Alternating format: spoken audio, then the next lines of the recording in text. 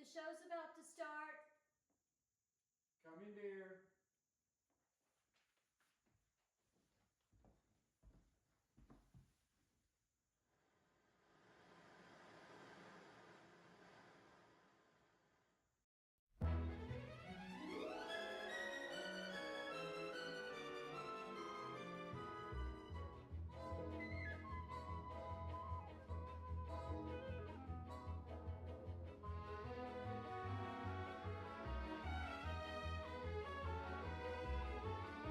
Let's get ready to shake, rattle, and roll with Graceland Glamour Girl, the one who puts the CC in rider, Miss Cece Glamour.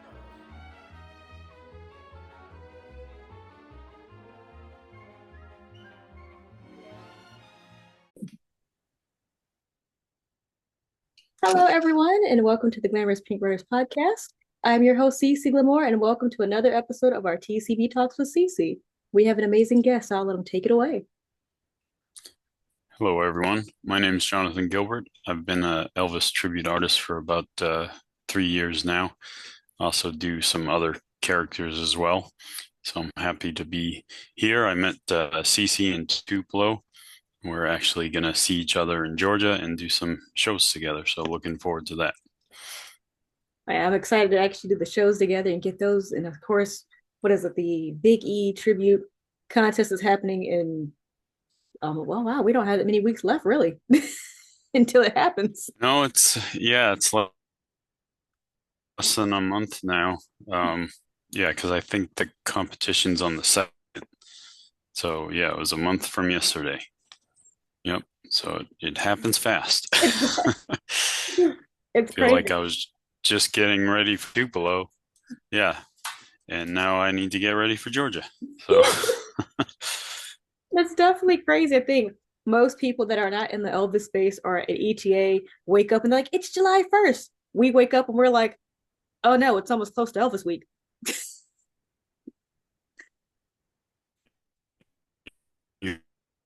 exactly. Yeah. It gigs like in the future. So it's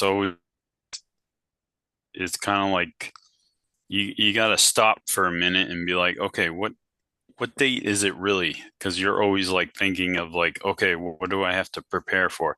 Like I have we have a big Christmas show in November, and I was singing Christmas songs in June, like just to kind of start preparing. And you're thinking, well, June, why am I thinking of Christmas songs? But it's just something you have to do, right? You got to get prepared for each show. So, Oh, definitely. but yeah, it is a little crazy. Especially when then with us, like we have to think of, okay, this show's coming up, but then you have to make sure like the outfit pieces that you have are like where they need to be. Exactly. Yeah, and I just went to B&K today actually because they had two of my suits they were repairing. And it's like, okay, I got some gigs next week. Like I'm gonna need those. You know. So it's yeah, constant just like thinking of everything that's coming up and just making sure you're making progress on each of those events. So when they do come, you're prepared Yeah. and not, looking around for stuff, which technically we're still doing because we just moved recently. So it's like, you start out packing and you're like labeling it and saying like where it goes and what's in the box. But by the end, when, the new owner's about to get in your house, you're like, okay, we just throw it in. Right, throw it in there. Yeah. And then at the new place, you're like, where is that shirt or where is that, hat or whatever? Yeah. And then you probably find it months later and it's like, oh, I could have used that. Yeah. I know, especially for me, I've got to make sure like everything's together, and then I'm like, and I got to try it on. Go, am I adding too many accessories? Does this need this? Especially for August, because I'm doing the 68 comeback suit. So I'm sitting here like, do I technically want to use my If I Can Dream scarf? Do you really need this if you're not doing this? Right. Yeah. Yeah. And it's funny because, like I said, we do other characters too. So this weekend, I'm actually Darth Vader and Like I was trying to find my gloves. And obviously you need gloves, right? So, and they were like in with the inflatable costumes. Makes sense, right? But speaking of you doing like different characters, what have been some of your favorite characters that you've done? Um, well, I do Joker, and that always kind of freaks people out. So it's kind of fun, but sometimes it's like people are like, "Whoa!"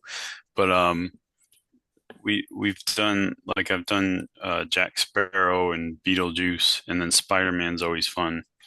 Although they do expect me this one time they were expecting me to do a backflip, and I'm like, no, can't do that. So, but yeah, and then the Easter Bunny's always fun because, I mean, sometimes like kids will just run up to you and just give you this great big hug. And that's always fun to be kind of a part of that. I mean, obviously you get some that are a little scared, but if you kind of kneel down and kind of, play peekaboo or whatever, they usually warm up. Uh, but that's always fun. And then, of course, Santa is fun as well. We've done a couple things at Paris Town here in Louisville, and they have like this little like almost like a Santa's workshop. So we're in there for like a couple weekends a year, and it's just fun to have them come in and get all excited, and so that's always neat. And of course, Elvis is obviously one of my favorites too because the music really brings back memories to people, and it just makes them happy, and it's fun being a part of that. We've had several instances going to senior homes where people have dementia and there's no response. They're just sitting there. Unfortunately, they look pretty miserable, but then when the music starts, you start singing, something clicks in their head, and all of a sudden they're up and dancing and clapping. And it's really cool to be a part of that and just see like people just, all of a sudden have these memories click and just start singing with you and start having a good time. So that's really cool to be a part of. That was actually one of my first big gigs. Was this past January where I actually had to sing for the memory intensive unit as Elvis. And they had it was a Viva Las Vegas night, and like the home that we were at, the food there that they got to have for their Viva Las Vegas night was so cool that I had asked, how do I get to be a resident? They had no, because they were having like steak and they had surf and turf and they had like shrimp. And I was like, wait a minute, can I be a resident? I will sing Oh, Elvis. oh my gosh, yeah, that is nice. I was like, I'll sing Elvis in exchange for y'all to house me here. And some of the rooms had like chandeliers in there, and I'm like, Wow, this is nicer than my place. I was like, wait a minute, this is nice. And but it was really cool because just like you said at first, like, some were like unresponsive, some were wondering, what exactly are you going to do? And as Right. soon as the music starts and they hear me start doing CC Rider, like you said, you just see like the memories click and they're singing along. And I had them singing in the microphone that I had, and they start dancing and being part of the show. Yeah, it's a lot of fun. It's just cool to bring joy to people and be a part of it for sure. It But definitely yeah, it's funny that you talk about the food too. I usually don't eat because I'm trying to be, very thin in the jumpsuit. I want to be the early 70s Elvis, not the, later 70s. so the, So, and I've been hearing that the BK entertainment jumpsuits can be a little bit tight. So I've been warned about that. yeah, they are a little firmer because I guess they're more, that polyester, but boy, nobody can beat the way they look. I mean, they are just so beautiful, just beautiful costumes. And you just, for me, like I always feel great wearing them. Like it like kind of ups my confidence because I feel like they're making me look better than I am. I went on the website that like just to kind of look at the different jumpsuits. I was like, oh, I like this one. I'm like, I like this one. And then I love that they have they're like, oh, if we don't have a color that you want, we'll just make it. I'm sitting here like, so I had to do research to go, did Elvis ever have a pink jumpsuit just so it would make sense? And I look and realize he did. And I was like, you know what? If I ever want a jumpsuit, I'm getting a pink one. And if anyone says that's not right, I'm going to go, well, there's a Hard Rock Cafe and they have a pink one he never got to wear. It looks like Evil Knievel's. It has that Evil Knievel look with rhinestones. Oh, really? Oh, It's wow. it's not. I'm not going to say it's not the best looking jumpsuit because there's everybody has their list of not their favorites, but it's definitely pink, and you know that he owns it. Right. Yeah, I have two that he didn't actually wear because I have the black King of Spades, and of course he had the white or the, off-white cream one. And then I took the blue swirl, which of course is blue with the silver. And I was talking to Robin there, and she was saying, what if you did it in red with gold? So I actually call it the Robin because, I kind of talked to her about it, and it's really beautiful. And, because I wanted a different color. I have like the white and the black and the blue, and I was like, well, let me get a red. And I kind of like that idea better than the Burning Love. So, and I know that Elvis didn't really care for the Burning Love. I think he only wore it that one time. So, That one and that one French suit, which honestly was a miracle that he made it through the whole show without fully being tangled every song. oh, I know they're flying all over the place. Yeah, But like I love, but I do. I'm like, I love looking at just the different jumpsuits and just the artistry that goes in each one because it's just like, what each one is sparklier than the other one. And I love sparkly things. So for me, like, yes, this is nice. yeah, it's really cool to see. I mean, the King of Spades, of course, is the most bedazzled, and it's like 20 pounds. So you got to kind of think about like, the event you're going to wear it to because you're going to be pretty exhausted. Like if the dance moves don't weigh you down, this jumpsuit will. Right. And then you put on the cape and it's like another 10 pounds. So you got like 30 pounds on you. You're like, all right, let's uh let's do this workout. And of course, and then you have to lift the cape and do all the poses in the cape, and that Right. right there is leg and arm day without going to the gym. Yeah, it works out pretty well though, because if like, being an ETA, you kind of it's almost like being a wrestler. You have to like stay at a certain weight because obviously you can't, just go down to the store and get another jumpsuit if you lose weight or gain weight. So, um, yeah, you're constantly trying to like maintain a weight, but then sometimes when you perform, you're gonna lose weight because you're in this heavy jumpsuit and you're moving and singing, and it's like so it kind of works out. You know, if you didn't look great at the beginning, you'll look better at the Or vice versa, depending, especially with a lot of different venues that are like, hey, we'll pay you in food, especially here in Georgia. Georgia will be like, we'll pay you in food. And then you'll go to the restaurant and you'll try the food out to see, hey, at least I'll do it to try it out to see, like, what am I getting paid with? Just so I know if this is worth eating the food. And the food at the place is like, right. oh, we have good food. So I'm like, so you start going, well, the food is good. And now I want to eat this. And then you start to realize everything is good. And you're like, I gotta put some, especially at Graceland, and I'm at the guest house at EP Sports Bar and Grill, and they have the barbecue rib nachos, Oh my. and Yeah, that sounds good. they're so good. I've got the recipe, and now I make them at home, and it's bad because we will make the full order that they give you at the restaurant, which is like this big, and I have to keep going. You can't eat all of these in one sit down because you have to make sure that you're going to be able to still fit everything. And I'm just like, well, that would have been nice to tell myself after I got to half of the plate. Exactly. Yeah. Yeah, But I find too, like if you ever go to an event and like you're before the people eat, it's not a good place to be. Because people especially are like, would you stop singing? I'm hungry. at every and it's just like Elvis and that's the way it is. And like when he's talking about how he had to eat fast before going on stage, and everybody's eating like that, and they're just literally looking at you like, and it's worse when you're hungry and everybody else is eating and you're sitting there like you're trying not to look at their plate because you don't want to look at it because you're like the food looks good. I'm hungry. I'm doing a workout. You guys are enjoying the show.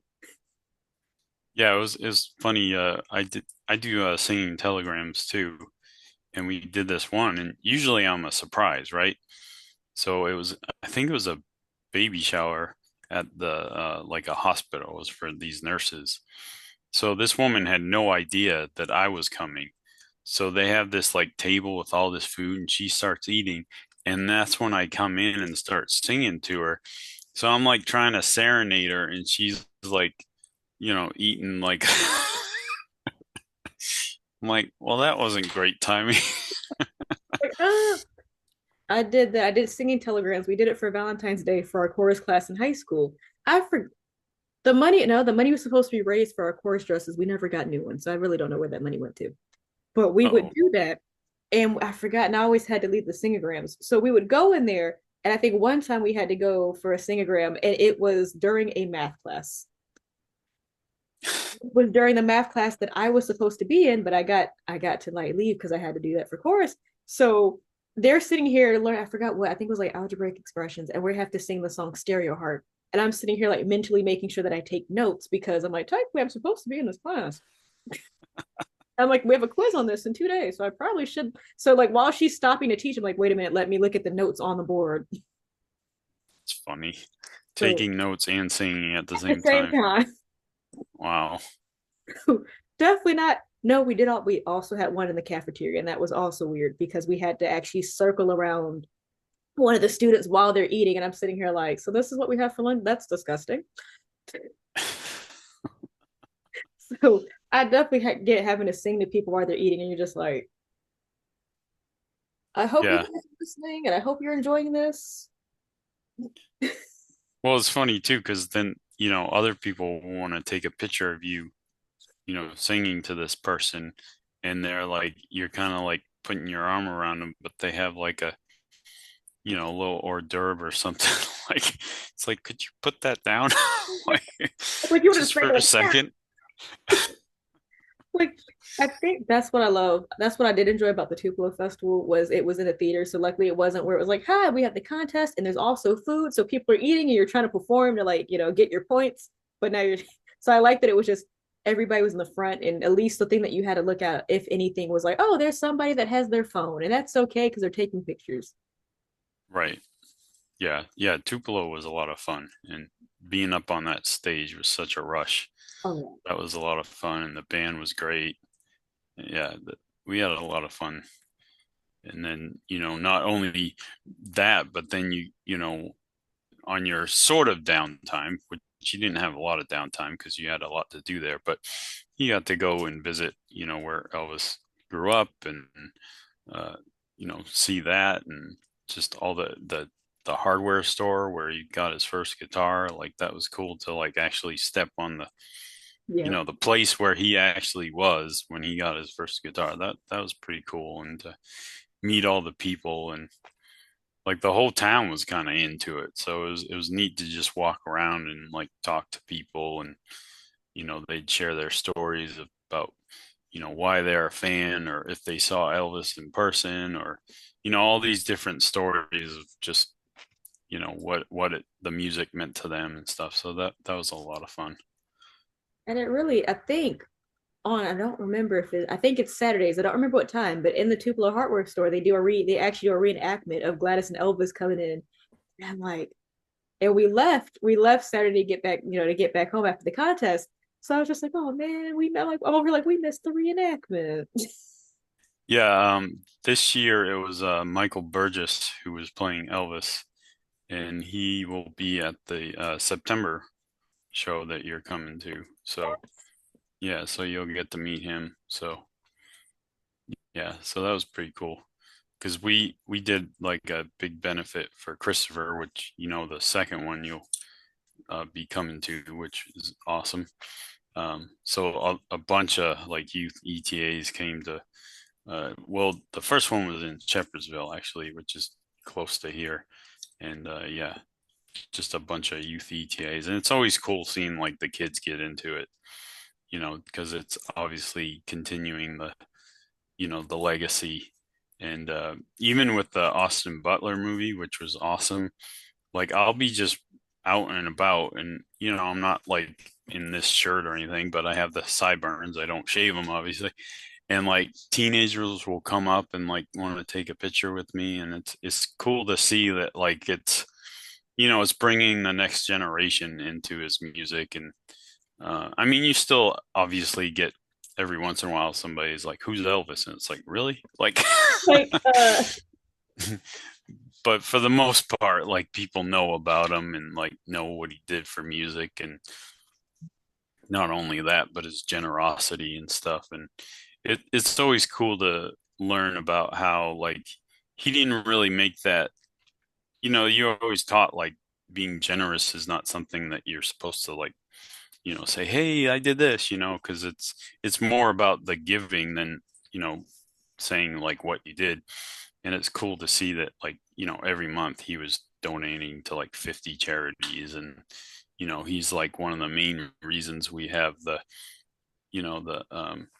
Pearl Harbor monument in Hawaii and stuff. And it's just cool to see that like he not only was a generous person, but he gave back to so many people. And it's really cool to see that. it really is. And I think this year during the one of the fan meet and greets at Elvis Week, that a lot of the different Elvis podcasters have come together to try to raise more money for St. Jude's for, of course, one being one of Elvis's favorite charities. So coming together, I think there's like we're doing like a raffle that's happening in the guest house lobby. You get like a really cool like Elvis keepsake prize. We don't know what it is, but we know Elvis owned it. Oh wow, that's neat. So we have that going on. I don't remember what time it is. I have to check again, but it's going to be, I know it's going to be a meetup with the fans. So there's going to be gifts being given out, which is usually a collection of friendship bracelets. And I love it because one, it's like one of the many free things, or one of the few free things you can get at Graceland, but the people that you get to meet, and you get to meet some of just Angie comes out sometimes to actually just say hi. And of course, you'll have some of the daughters of the late members of the Memphis Mob. They come out and actually join in the fan meetup. And it's really Oh nice. It's wow, going to be a big, I think this year is probably going to be a big one because, of course, they're adding the St. Jude's part to it. But I'm excited to see who all actually joins us. that's pretty cool. So you're out in Memphis during Elvis week then? Yes, I'll be in Memphis. That's awesome. And That's very cool. I'll be there, what, the 10th? Yeah, the 10th to I have to keep reminding myself because I gotta start packing stuff for that. So 10th through the 16th, and I'll be performing on the 14th and 15th, and Oh wow. at the Graceland tent. So that's a really fun space. I was told in a recent episode that of course, it used to actually be a tent outside, and then 2019, I guess due to COVID, they put it inside. But now I actually personally, even though I didn't get to do the tent outside, I like it inside because there's air conditioning because Memphis is hot in August. It is. It's very, yes, totally. I hear that. Yeah, so you're going to Georgia and then a week later to Memphis. Wow. Yeah, so I'll be going to a part of Georgia that I've never been in because I barely am here in Georgia. Like people be like, "Do you hang out in Georgia?" I'm like, no, I'm usually in like Memphis. I just live here. So I'm like, I don't know what else is going on. Unless there's a car show, then you'll find me at a car show here. But other than that, I'm like, I don't know what's going on. There's that is one thing is we have so many car shows and so many of the sad thing is so many of the car show um participants are so tired of hearing Elvis at car shows that I'm like that they're like what can you do? And I'm like, well, I can give you guys some nice 50s oldies and an Elvis show.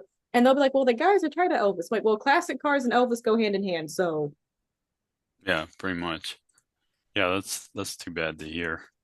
We've actually been in touch with there's a Grease Knuckles Club here that we kind of we did an Elvis event, and we came out of the parking lot and we looked across the street and there was a car show. So we're like, oh well, let's go check it out.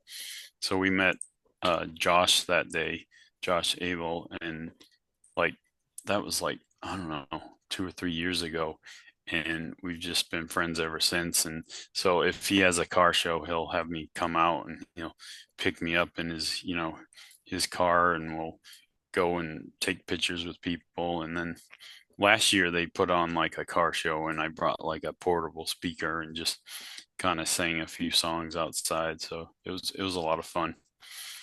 And then he drove me around in a golf cart, and I was just like waving, taking pictures with people. It was pretty cool. I know, what was it, the Charlotte Speedway? Was it the Charlotte Speedway contest they had? I know that one I had wanted to attend, but I had my sock hop that the same day, and I was just like, man, because they had, of course, your preliminary for the Ultimates there. Then they had a car show. Then they had a race with some of the classic cars, and they had a pinup contest.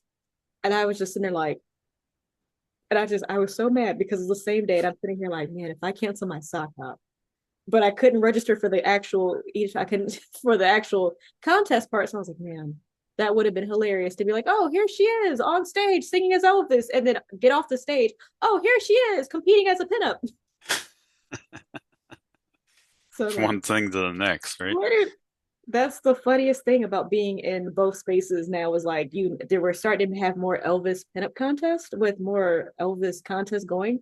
And a lot, especially here in Georgia, we're starting to do that. So they want me to host them, but now they want me to sing at them too. So I'm sitting here like, so you want me to host the contest?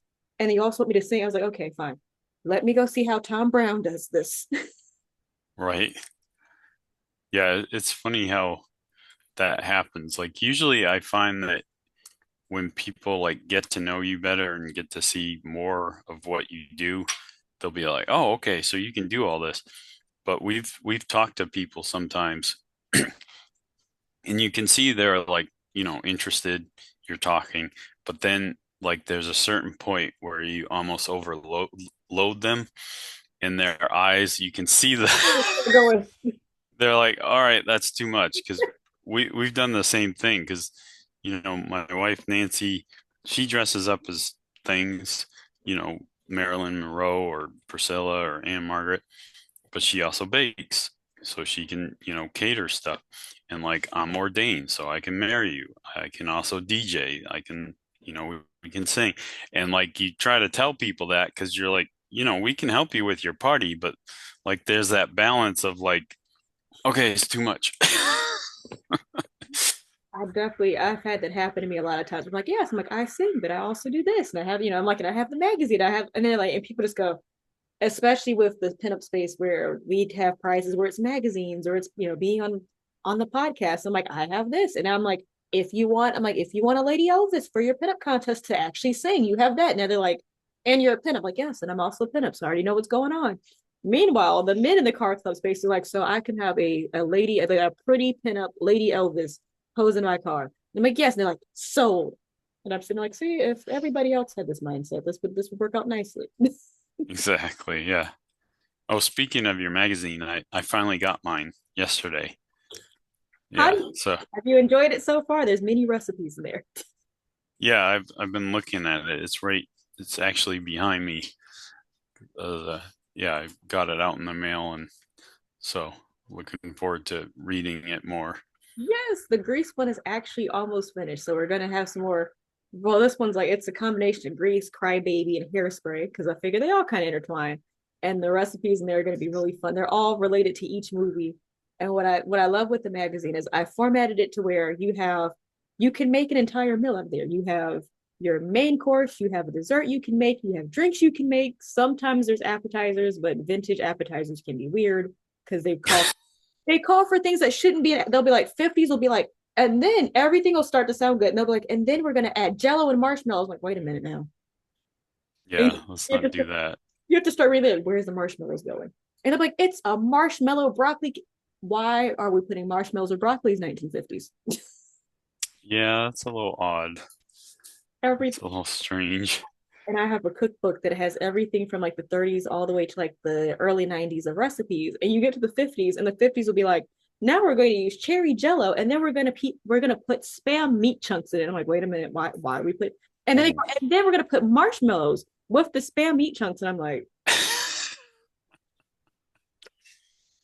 and you guys ate this, and like, and you are did you like it? That I give props to the 50s for cakes and sandwiches. Yep. Anything after that, when it comes to food, I'm sitting there like, why did you put they would one dish that I've once saw and it scares me to death. It was a fish jello mold. And it said you'd think it'd be a jello that's shaped like a fish. Ooh. It is a fish inside, like you know, like the pound cake molds, and the fish is inside the pound cake mold. And the Oh jello my is the goodness. see-through jello. So the fish eye is looking at you in jello, and it just yeah. That that would creep me out. Yeah. I generally don't like my food to look at Look me. at me. Like And it's just and the fish is just looking at you like this as you're eating it, and you're just looking at the fish like it's like, sorry, man. Sorry you're in Jello. with floating broccoli pieces and floating like and they always would put like it's either fruit that shouldn't go in there or vegetables that shouldn't be in jello. Like the pictures will be like, oh, here's a big fish and there's broccoli floating here and a carrot over here. And I'm sitting here like, you could have just steamed those, could have been on the side. The fish could have been cut up on the. This is too much. Yeah, that's a little odd. But But I guess it worked for them. I guess so. I think the 60s they learned maybe we should. No, 60s they went from using the jello to cook with for using jello to hold your curls. Your curls, really? Yep. So they would, if you couldn't afford, what was it, dippity do, they would have where they'd make Jello, and you would base it on the hair, and it would make some of the '60s hairstyles. Huh. But you'd also Go attract figure. fruit flies. You'd also what? You would also attract fruit flies. Oh my. And it's a downside. A downside. Like, good thing is you'll smell like Jello. Bad side is flies will love you. Yeah, not the best first impression. I think ending this with fruit flies, especially not in summer, is probably the best way to close us off for the episode. Yeah, they're everywhere right now, Yes. They've been. especially with this heat and everything. I hate Like the. we've been getting like tons of rain and then just heat. Yes. It's like one or the other. So it's like you really can't be outside right now. No. And I'm over gonna say like sorry in advance, August 2nd for the contest here in Georgia. It is hot. It has been rain and it has been flies. And we've luckily had a week so far. It hasn't rained. But as Six Flags pass holders, we have not gone much because it is too hot just to drive in the car, just to go. Yep. Yeah, we were at because Jurassic World, the new Jurassic World opened up yesterday. So my wife and I dressed up as raptors and we were like running in the parking lot and taking pictures with people and yeah, it was hot. It was very hot. Like I was like, all right, somebody's got to get me out of this thing before I pass out. And to make it so bad, Six Flags has this new summer show and they have somebody as like an inflatable shark, like the Katy Perry shark, and I just feel so bad because I know there's not a fan in there, and I'm just like, are you okay? Yeah, they do sell like they're like collars and they like are fan and we really need to get those because they do help to at least cool you off some because otherwise, yeah, you're just dying in there. But still fun to make people happy. Just it's like, okay, I need to It's like I need get to some kind of water. yes, it's like I kind of need to make. I'm going to make you happy, but I also need to breathe. Right. Breathing's overrated. Oh Jesus, especially certain Elvis songs, breathing is overrated. I could see that. So '70s has more of those breathing, overrated, intensive songs, and then there's me in the '50s where I'm like, yes, Elvis remembered to breathe. Oh yeah, I know. And I've been working on My Way and I realized like there's so many lyrics in that and it's like you got to really choose your time to like take a short breath because there's another, big note coming. Yes, I think let's see, the one song that I feel like that's like that in the '50s is I'm trying to remember. Is it Beg? No, I don't think Beg of You is that one song in the '50s. That's Don't Leave Me Now to me is one of those songs where it's like you have to really think, okay, like this part's coming in, this note's coming in. I would say Old Shep, but I'm never singing Old Shep, so I'm not worry about that. Yeah. Yeah, that one. Yeah, I know he's saying it like what at that contest. you got fifth or something, but like, yeah, It's it's not. It's very kind of sad, and you're just like, okay, sad. It's because long. I mean, because I'm sure you do the same thing where you perform, and you have to have like give people a break, because so you can't be like doing fast songs all the time. But if you have a slow song, it's got to be at least something they can like relate to or get, dance to or whatever. Because if you sang like Old Shep, for instance, you probably just bring the whole Pull thing down the and whole mood down, you know? pull it down, and everyone's just gonna be like, I don't want the show anymore. Yeah, it's like, sorry, just got everybody depressed. Everybody's thinking about their dog that they had to, That one. put down. Unfortunately, we've all experienced that. It's one of the most horrible things you have to do. But Well, yes, it has been great having you on the show, and I would love to have you back anytime to, of course, discuss anything. well, I appreciate it. Yeah, thanks for having me. It's really nice to see you and be a part of the show. And we're looking forward to seeing you in Georgia, and then, of course, for September. So I'm excited to see everybody. And as we like to see in the show, it's time to shake, rattle, and roll out. And until next time. all right, have a good one. Thank you.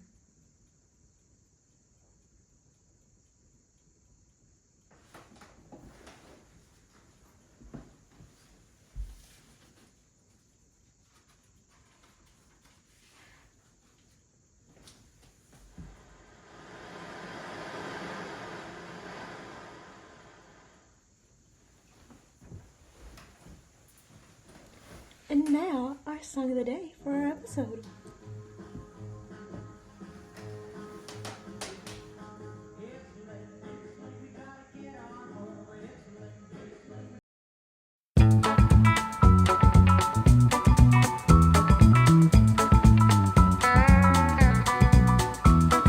Fools rush in where angels fear to tread,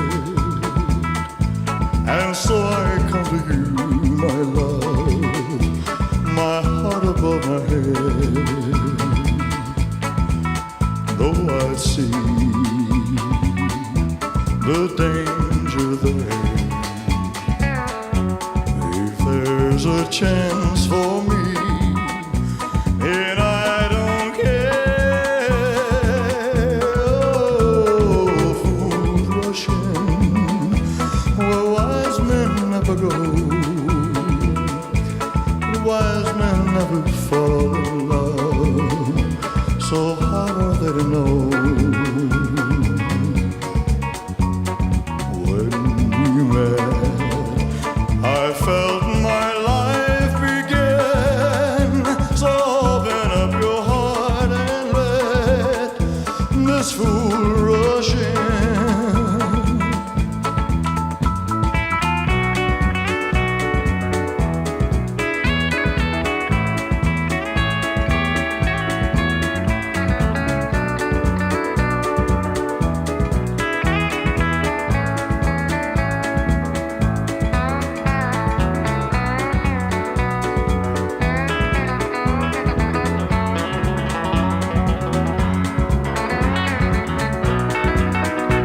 And I don't care. Oh, fools rush in where wise men never go, but wise men never fall in love, so how are they to know? When we met, I felt my life begin. So open up your heart and let this fool rush in. So open up your heart and let this fool rush in. So open up your heart and let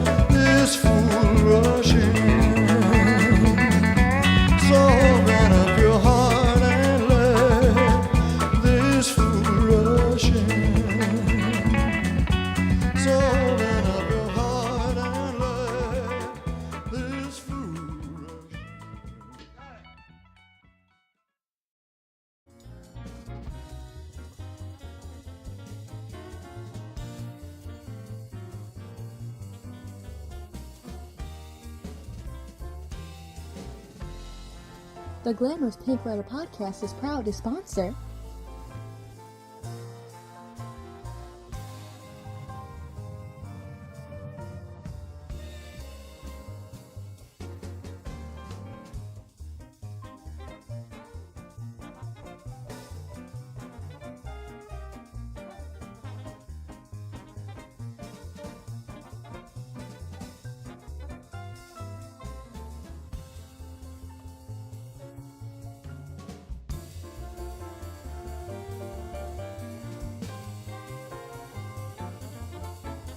Uptown girl, she's been living in her uptown world. I bet she's never had a backstreet guy. I bet her mama never told her why. I'm gonna try for an uptown girl. She's been living in her white bread world as long as anyone with hot blood can. And now she's looking for a downtown man. That's what I am. And when she knows what she wants from her time, and when she wakes up and makes up her mind, she'll see I'm And don't not forget, so you can watch us on any tough network you just get your podcasts from, because such as I'm in Spotify, iHeartRadio Podcasts, Castbox, YouTube, all under the Glamorous Pink Riders podcast, brought to you by Cece Glamour. And remember, stay cool, cool cats.